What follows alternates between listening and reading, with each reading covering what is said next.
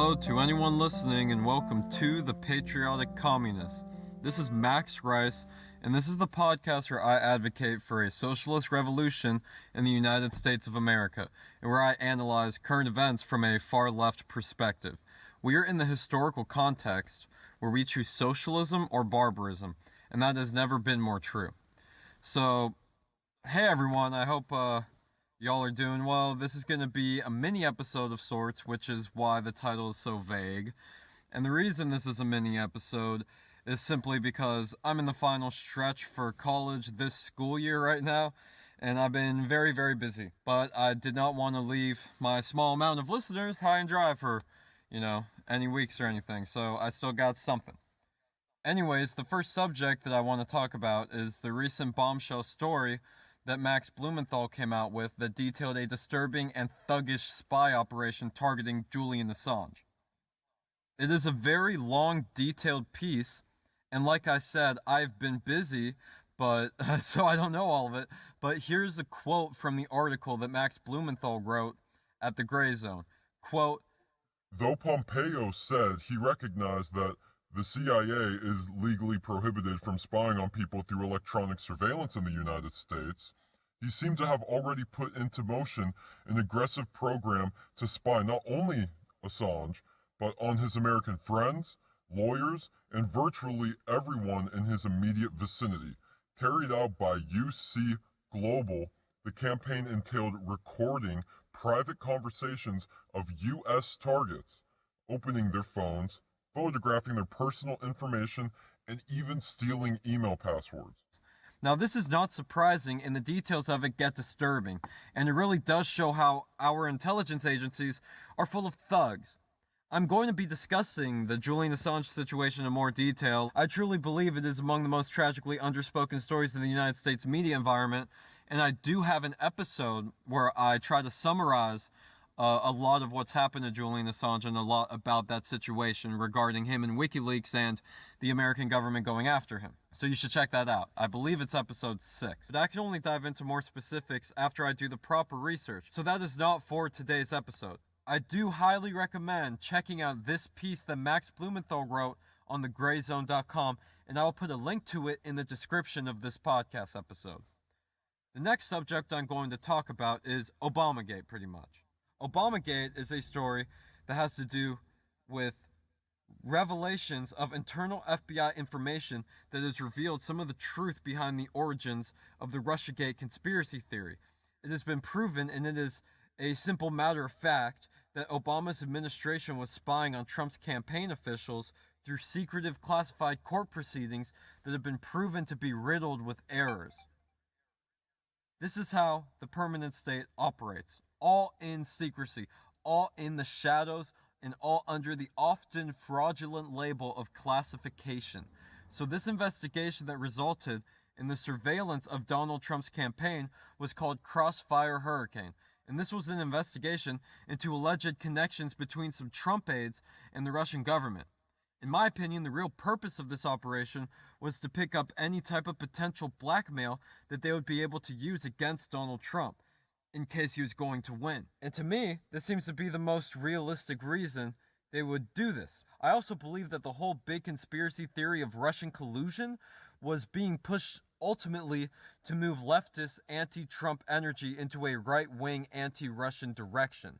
Never forget, the intelligence agencies are the enemy of the left. They spend a lot of time and resources silencing socialists, and they're very good at it too. So yes, General Micheal Flynn was set up. They interviewed him in order to press him with perjury charges, and anyone that makes some weird counterpoint that, well, he pled guilty, my response is no shit, he pled guilty. Every day people plead guilty to something they did not do. If you were entrapped and set up, and they have some serious prison time charges they bring up on you, then why wouldn't you take a fucking plea deal? These things aren't complicated. It's really pretty basic, and this is all standard FBI behavior. They interview you when you are caught off guard, and they use anything they can to charge you with lying to them. Because lying to the FBI when they're investigating you is a crime. And if they want to get you for whatever reason, moral or often, mostly probably immoral and illegal, they will lock you up based on fraudulent perjury charges. I don't know if it's perjury, it's lying to the FBI charges, though. And that is what happened in the case of Micheal Flynn. Now, the last story is one that is not going to be news to any of you guys. So I want to start this off by saying, rest in peace to George Floyd. My heart goes out to his loved ones, and the dark truth we all know is that what happened to George Floyd happens to a lot of Americans every day. We are aggressively oppressed by the police, especially the black United States citizens. There are massive protests all over the country in most major cities right now. Again, I'm sure everyone is aware of this. And I'm going to go into the issues with the policing force in vigorously more detail in a different episode. But I really want to make a few important points. The history of U.S. counterinsurgency operatives infiltrating dissident groups and then provoking violence in that said group's name. What I mean when I say this is basically undercover cops or feds pretending to be protesters and causing as much destruction and violence as possible in order to provoke an aggressive militarized response to the protest. It is quite a simple tactic that our government often uses, where they have a handful of fake protesters that encourage violence and commit violence, and then the riot squads come in. This makes it easy for them to demonize the protesters, as well as makes it easier for them to justify their radical violent response to civil unrest. The violent actors in these protests are the police and the riot squads. They're the ones using weapons. They're the ones using tear gas on the people they're supposed to protect and serve. So this has been happening for a long time. And our intelligence agencies infiltrate every single significant leftist group that has ever existed or that exists right now. Just for example, I'm a member of the DSA in Code Pink, but I would be willing to bet that there are also some intelligence agency professionals that are also so-called members.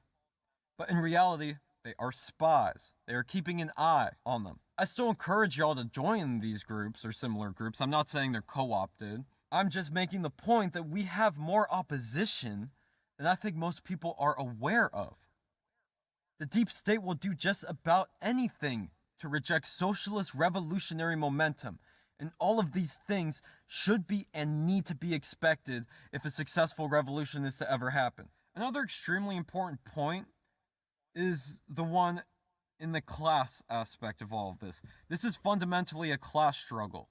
Yes, the United States has a blatantly racist justice system and police culture, but it is not a coincidence that black citizens of this country are also disproportionately impoverished.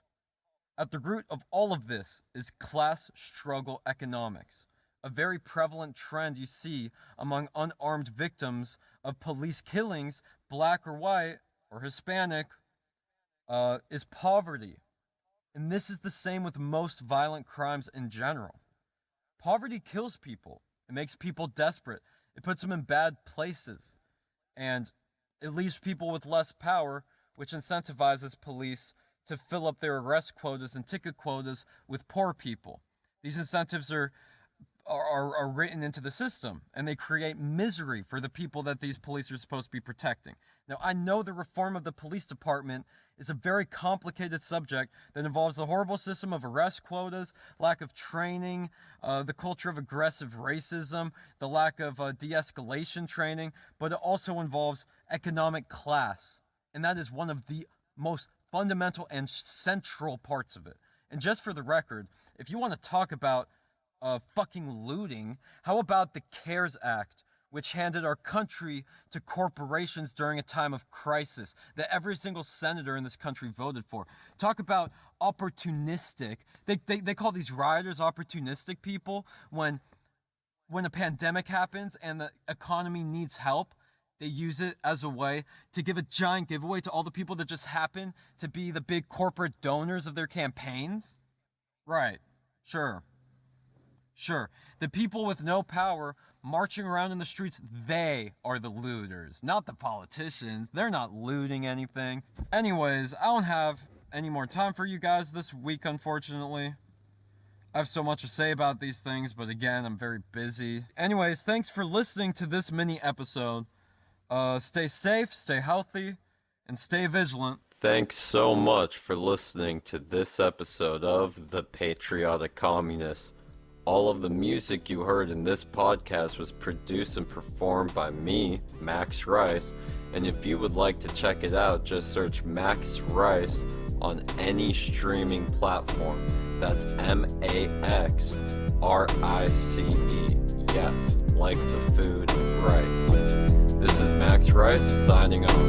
We're all distracted by media. The misdirection of attention benefits big powers I mentioned. Y'all try to lessen questions and attentions. Money equals power. We gotta kill this connection. These force-fed concepts make no sense.